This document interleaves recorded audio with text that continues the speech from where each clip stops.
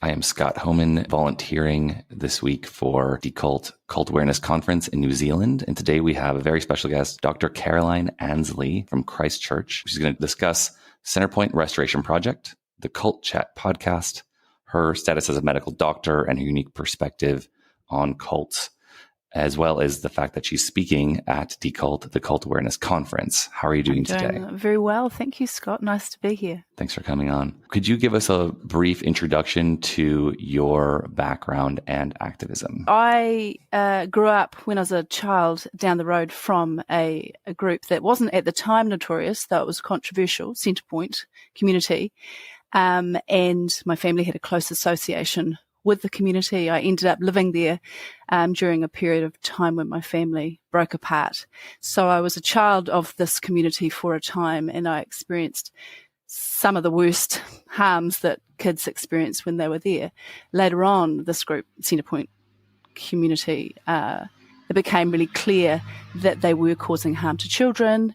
There were drugs being manufactured there, a lot of sexual abuse of kids. Wow. There were court trials, there were police raids, and they were all over the news in New Zealand for many years, actually, on and off over time. And eventually, through the work of some very committed ex-members and some of their adult children, they managed to close the community down in 2000. So it operated for 20 years. So that was my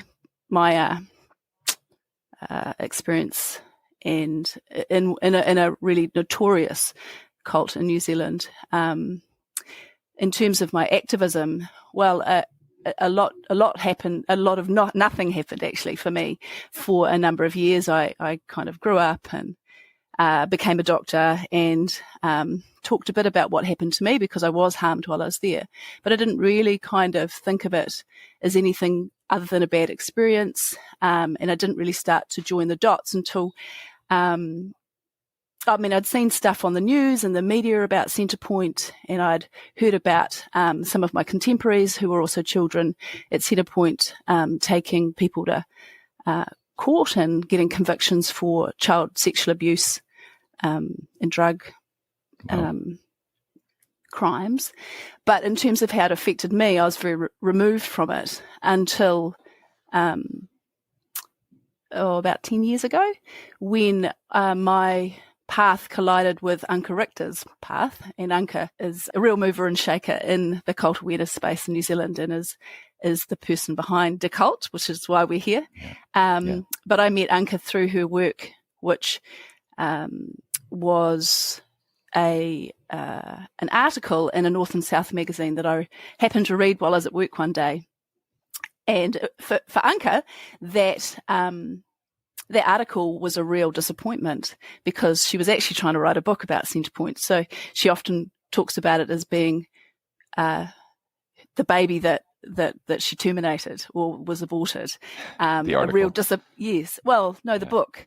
Okay. But out of that came this article that really was the first time I'd seen someone go, what was the aftermath? What happened to the children? You know, it's 20 years now, or nearly 20 years. What's it been like for the kids, and what are their lives like growing up? So it was the first time I'd considered that for not just myself, but my contemporaries.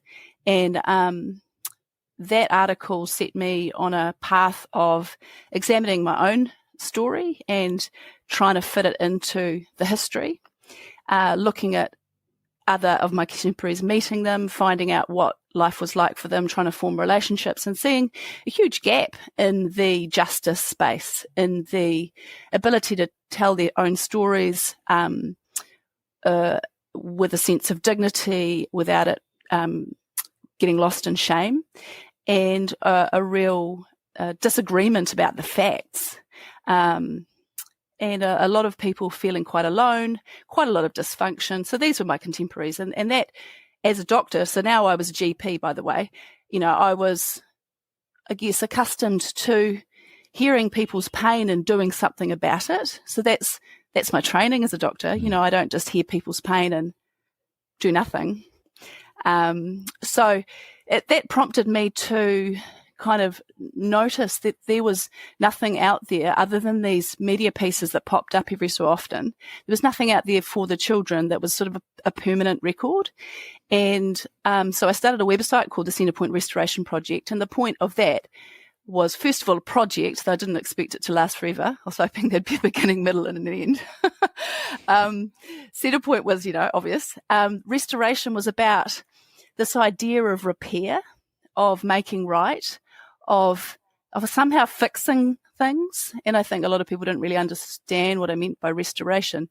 But I thought of it as like, restoring an old car, something that isn't that good now, coming along and making it better somehow. And that wasn't about covering over or minimizing the harms that had happened to the children, but it was about giving the children some agency to take their own history, and instead of running away from it or shutting it down or having someone else telling them it wasn't real, was actually owning it and going, well, this is my heritage. Unfortunately, I've got this history of living in this place that caused me a lot of harm and all the complexity around it, and I want to make that right. So that was an invitation to the children in the community and also the adults in the community to go, well, guys, you didn't do well enough here. You said you were a community that was filled with love and that you were growing all these children into a different way of being and that you loved them. But 20 years on, you haven't actually done anything in a kind of corporate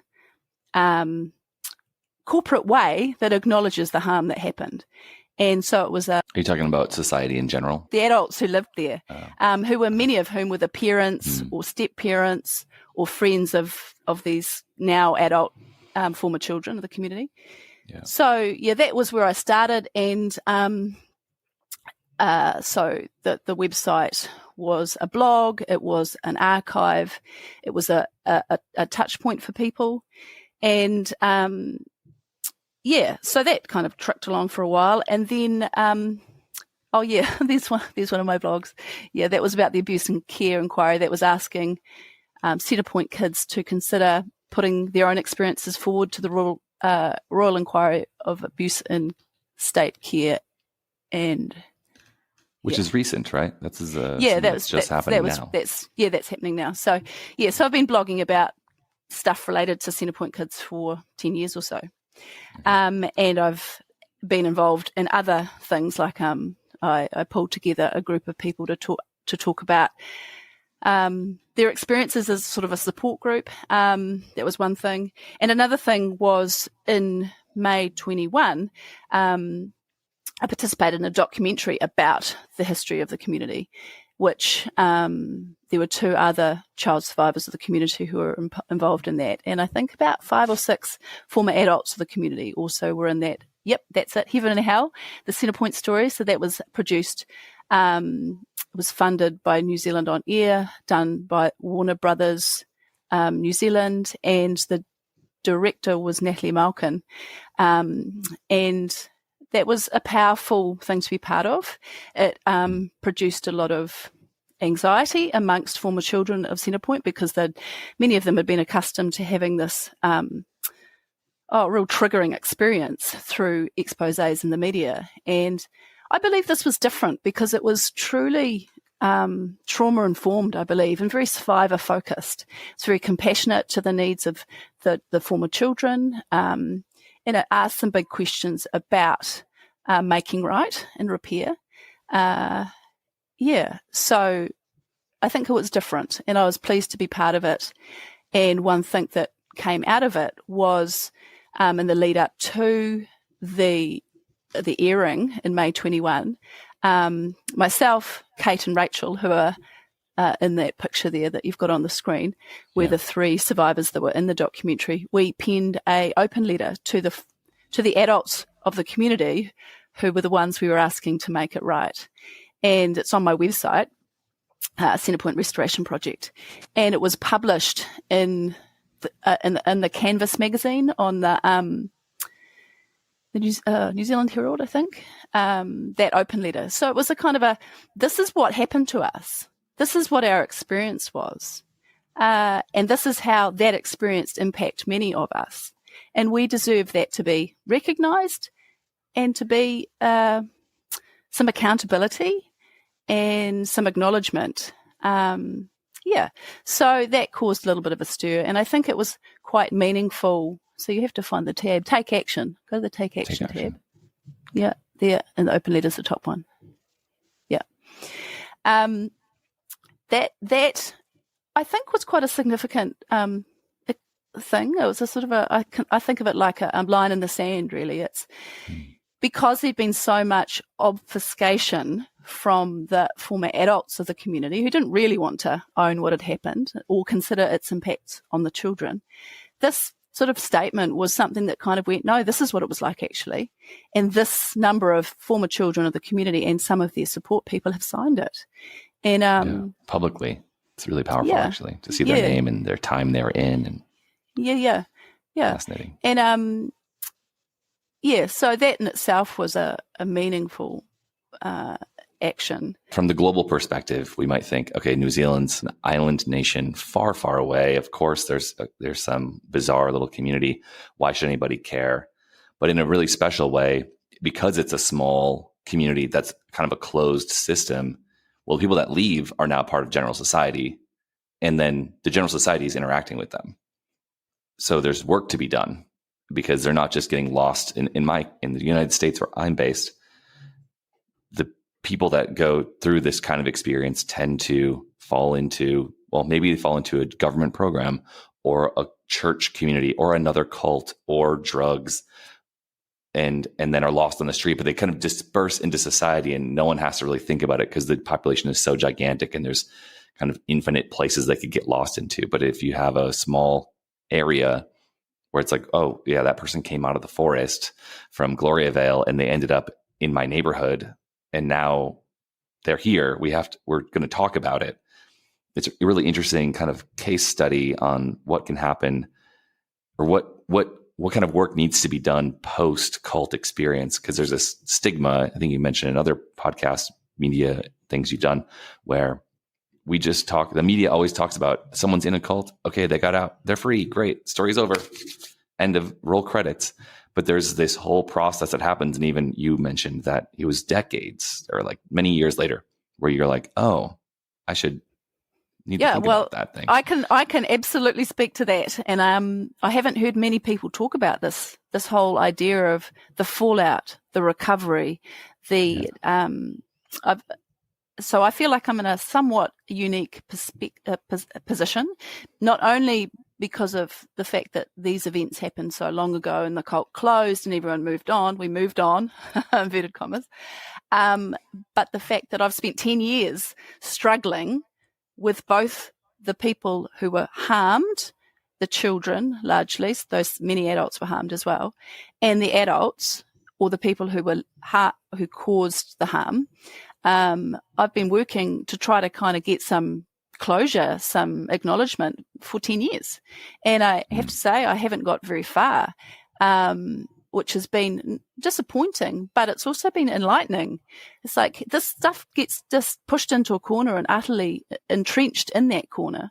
And the vulnerable people, they don't get an opportunity to heal, to put the shame where it actually belongs, to truly move on without this deep hurt popping up constantly in their lives and turning them upside down. One thing that was shocking to me, and I directed a documentary about the project of people leaving the Jehovah's Witnesses, and it's from the perspective of artists escaping cults, Witness Underground. So plug, and this is where you're going to probably see this video.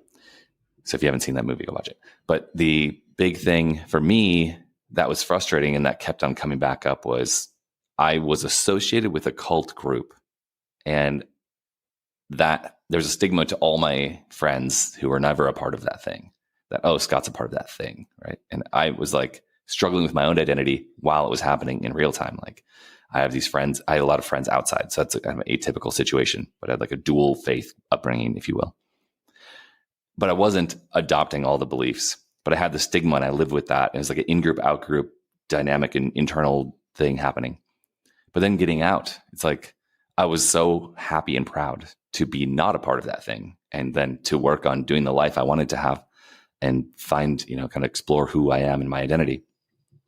But everyone who ever learned anything about my past was like, oh, Scott used to be part of a cult, like an othering throughout my whole life. And then I get out and it's like, oh, it's still a thing we can otherize. And you're a unique case. And it's like, you got to meet my friend Scott. He grew up in a cult. And it's like, okay, first of all, that's my perspective. And I don't like the framing, but there's this thing that I think society does in general.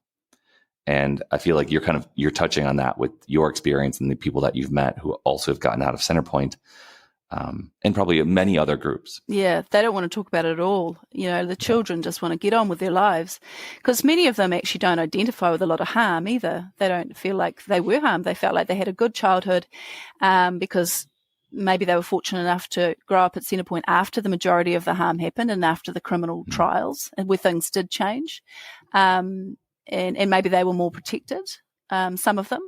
So not everyone has the same kind of experience. So you're right, there's a huge societal stigma, and that in itself is a double punishment almost. Yeah. I even know some people for whom, they were absolutely the victims. They come out of the group, they grow up, and then they get treated as if they're perpetrators because of this connection to the group. But they were the victims. There's no evidence at all that they were perpetrators of harm. Nothing. There's no evidence yet that's how they get treated through societal stigma. And that's because people learned about that group and they're like, anyone who's associated must be negatively associated. Exactly. Like, the Gloria Vale woman walking through the streets of Greymouth and being spat at. It's like, wow. I'm sorry, but they're the victims, So that's the problem is that if society learns something, but in a unsubtle or not very nuanced way, they just do more othering, and it's like, not good enough.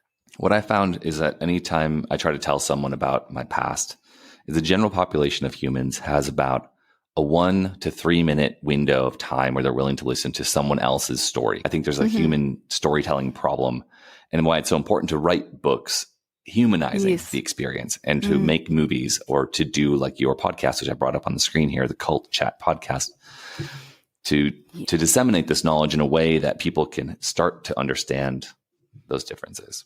Exactly. Could you talk a little bit about what's going on with Cult Chat? Well, Cult Chat was I during the pandemic, I attended the International Cultic Studies Association conference, which is a once a year event. It's kind of the only conference so far that happens in the cult space. Yeah.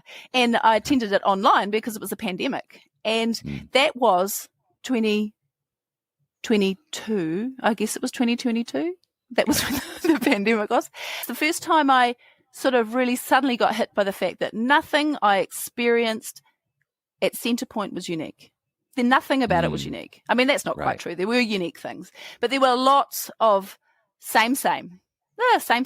That group, and all the other groups. Yes. Religious groups, just, political cults, religious cults. Yes. It was the first time my brain really went, it's bigger. My God, yes. It's a human nature problem, or narcissistic abuse problem. Yep. And just joining the dots all of a sudden, and I guess I realized that you can only go so far asking a group of people to make right. There's only so many times you can say that, only so many different ways you can say that. I mean, if people are going to get on board, they're going to get on board, or they're not.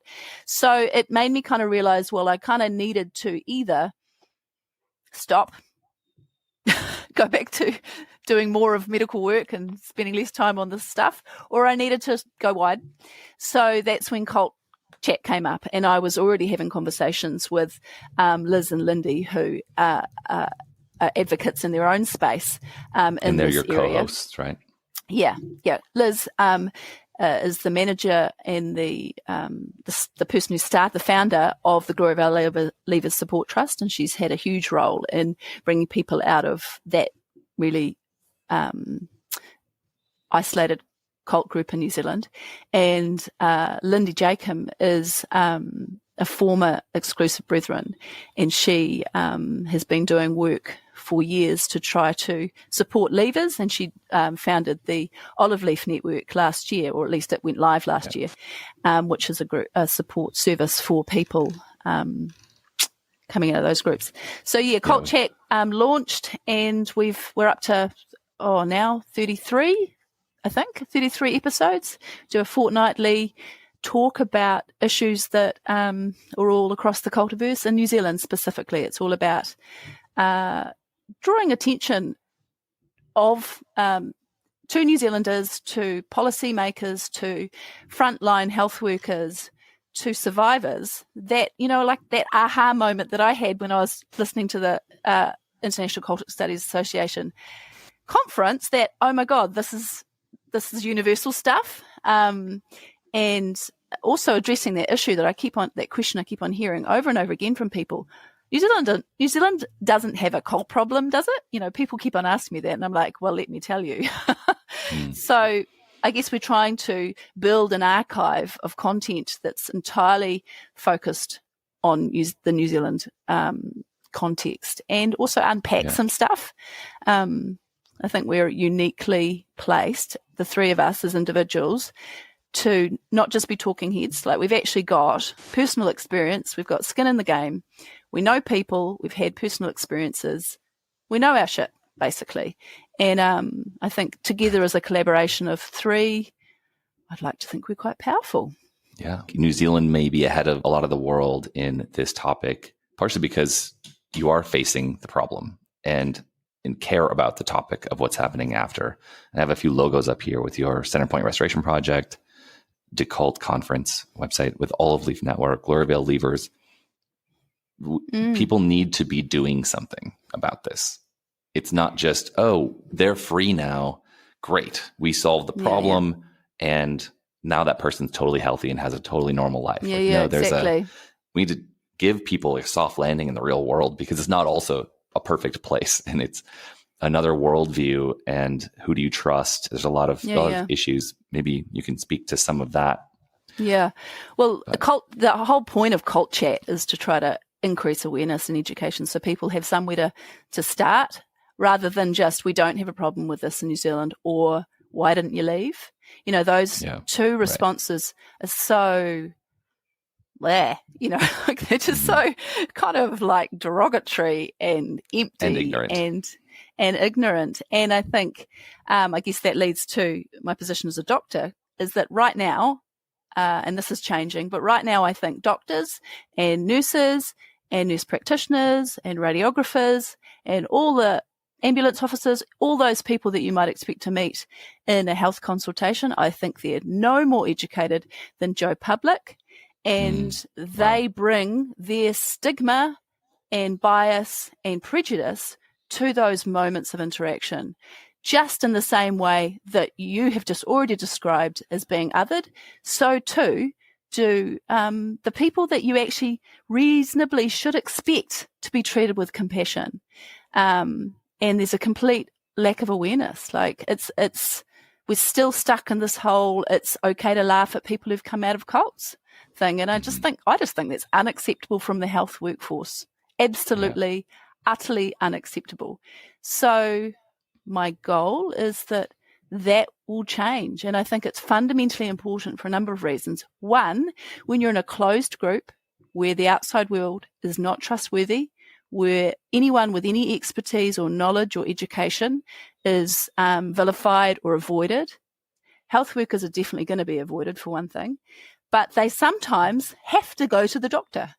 Like, they may have a complicated birth, they may break an arm, they may have a severe episode of asthma, they may have sepsis and end up in hospital. These are the moments where a caring, compassionate, understanding, non-prejudiced health worker can say to a person in a cult, actually, there's love outside in the world.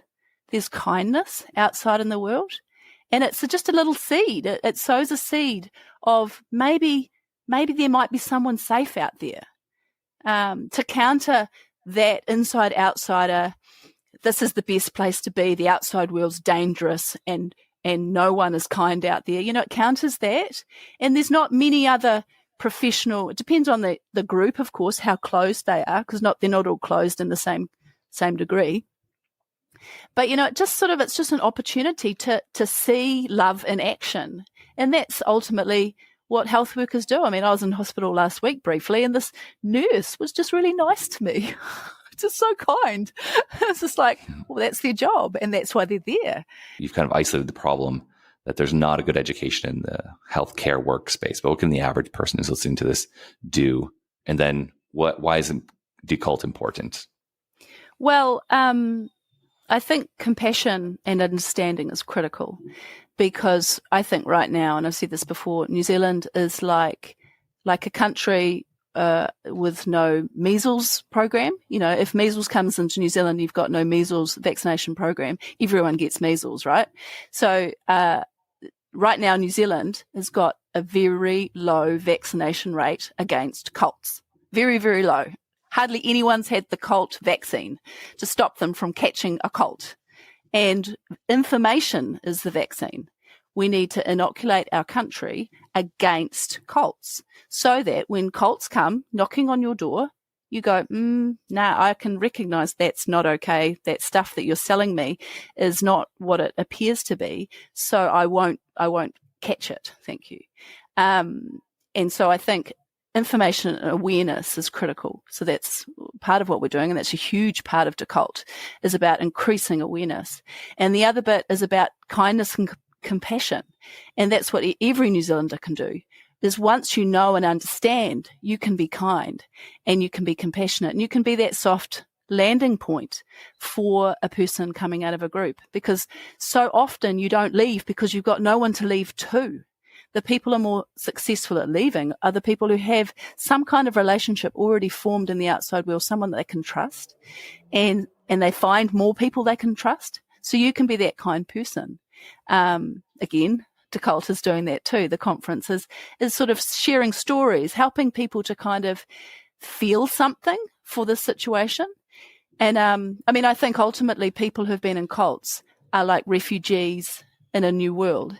And we need to understand, to care for refugees, we need to understand their situation. We need to understand where they've come from.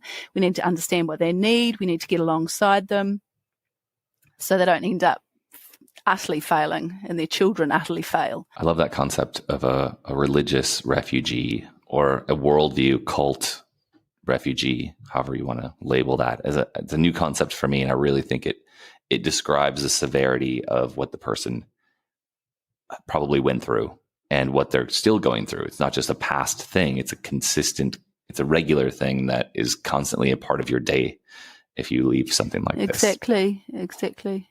Yeah, and as a doctor, like refugees have particular health needs. They have health neglect, things that didn't preventative care that never happened, treatment of chronic illness that never happened. So that's something I'd like to, more knowledge around for doctors and healthcare workers, that there's actually some targeted health needs that must be addressed because they weren't. And that's what I'll be talking about at Decult. Excellent. That is a great introduction to who you are and how important Decult is. Thank you for coming on to the Witness Underground podcast to discuss that, and for being a part of Decult and helping Anka with the project. I noticed when we were just showing the ICSA website, are you going to be participating in that? Yeah. Me and Anka and Liz are doing a wee talk, 90 minutes. It's quite long. Yeah, we're going to the Barcelona conference, and we're speaking. That's really exciting. Makes me want to move to Barcelona that they actually create this. Could you describe the difference between maybe ICSA and other cult type conferences and Decult?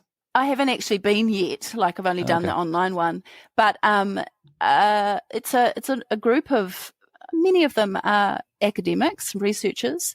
There's also former the survivors and survivor activists. So it's kind of like a bit of a community, and this is their yearly conference where people come together. They seem to, like I said, I haven't gone, but I get the impression that people are pretty connected as they work in this area together to increase awareness and bring research. And I think primarily the goal was to get research and some actual scientific evidence that ultimately change and money funding comes from research, or it can come from research. So without research, it's pretty hard to change stuff. So I think that's their primary drive. So at the conference, I'm expecting to hear a lot of research.